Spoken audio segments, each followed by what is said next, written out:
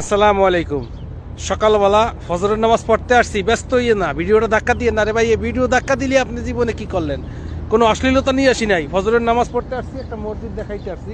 ফজরের নামাজ কোন মসজিদে পড়বে? এই মসজিদটা আমাদের এলাকায় বরিশালের পিরিজপুরে যে বিঘা বলা হয়, জমির থেকে বলা হয় বিঘা।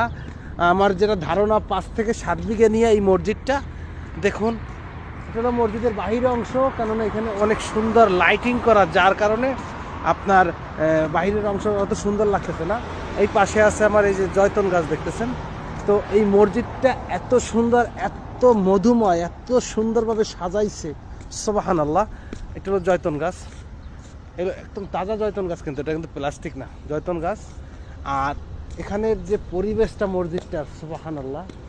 এই দেখুন, মসজিদের ডাইন পাশে মহিলাদের উজুখানা, বাম পাশে পুরুষদের।